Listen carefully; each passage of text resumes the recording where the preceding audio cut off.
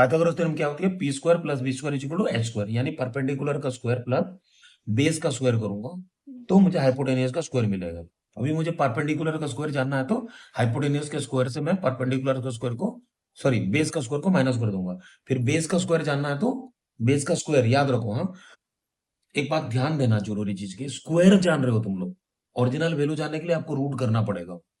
और हमेशा एक बात है याद रखना कि मुझे कम से कम 2 से लेकर 25 तक स्क्वायर मुझे पता होना चाहिए। और पाइथागोरस थ्योरम के ऊपर बेस करके या ये जो स्क्वायर स्क्वायर रूट के ऊपर बेस करके तुम लोग को बहुत क्वेश्चंस मिलेगा, मेंसुरेशन में भी मिलेगा। और स्क्वायर रूट एंड स्क्वायर ये दोनों का रिलेशनशिप के ऊपर तुम लोग क्या करने वाले हो, हेरोन फार्मूलास करने वाले हो। कौन सा हेरोन फार्मूला, वही जो तुम्हारा स्केलिन ट्रायंगल को एरिया निकालने के लिए यूज होता है। अब स्केलिन ट्रायंगल क्या होती है, जिसके तीनों साइड अनइक्वल होती है उसको स्केलिन ट्रायंगल बोलता है।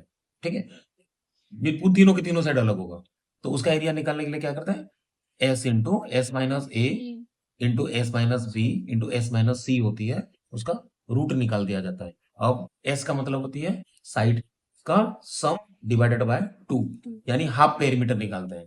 पेरीमीटर ऑफ द ट्रायंगल कैसे बनाते हैं, सपोज तीनों साइड को ऐड कर दूंगा तो पेरीमीटर ऑफ द ट्रायंगल निकल जाता है। और राइट एंगल ट्रायंगल का एरिया का फॉर्मूला क्या है, हाफ बेस इंटू हाइट। और इक्विलेटरल ट्रायंगल का एरिया का फॉर्मूला क्या है, √3/4 ए स्क्वायर। ये हो गया।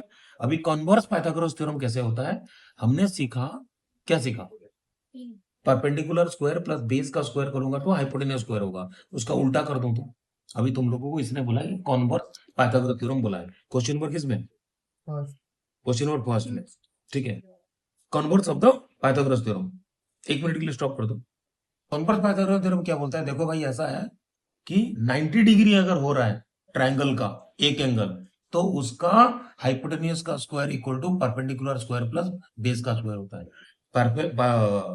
तुम्हारा जो पाइथागोरस थ्योरम बोलता है कि परपेंडिकुलर का अगर स्क्वायर और प्लस बेस का स्क्वायर करता हूं तो हाइपोटेन्यूज का स्क्वायर मिलता है। ठीक है, तो कॉन्वर्स पाइथागोरस थ्योरम उसका उल्टा है, 90 डिग्री होगा तो परपेंडिकुलर स्क्वायर और बेस का स्क्वायर इक्वल टू हाइपोटेन्यूज होगा। ठीक है, दोनों अलग अलग है।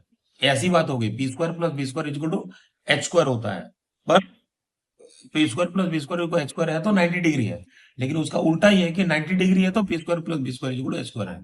इसका डायग्राम में डाल इसको। ठीक है, ओके, दिख रहे हैं।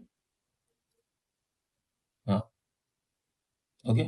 इसका एक अलग क्वेश्चन भी है, ये है एक अलग चीज है जो इसको एक्चुअली तुम लोग सीखना चाहिए।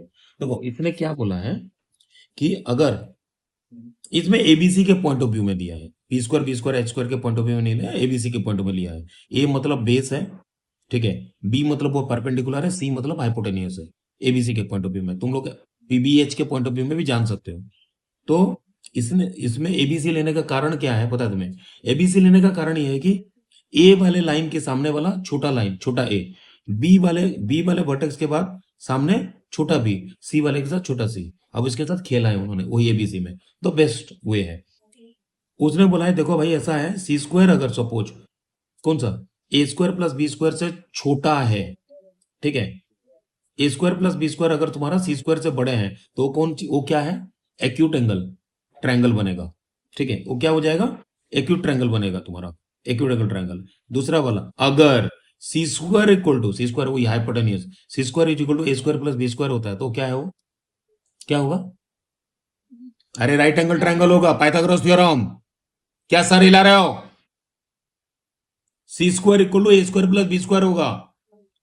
थर्ड वाला कौन है, ऑब्ट्यूज एंगल ट्रायंगल में अगर सी स्क्वायर बड़ा हो गया ए स्क्वायर प्लस बी स्क्वायर के सम से, यानी परपेंडिकुलर और बेस का सम जो निकलता है उसका स्क्वायर का जो सम निकलता है उससे अगर सी स्क्वायर बड़ा हो गया हाइपोटेन्यूस स्क्वायर तो हो गया वो क्या है, एक्यूट, क्या हो गया, ऑब्ट्यूज हो गया। 3 प्रकार ट्रायंगल होता है, कौन सा, acute angle triangle, right angle triangle, obtuse angle triangle. Acute angle triangle और ऑब्ट्यूज एंगल ट्रायंगल वो ग्रेटर देन लेस देन का थ्योरी काम कर रहा है। एक में हाइपोटेन्यूस छोटा हुआ, हाइपोटेन्यूस का स्क्वायर छोटा हुआ, परपेंडिकुलर बेस है तो एक्यूट बन जाएगा।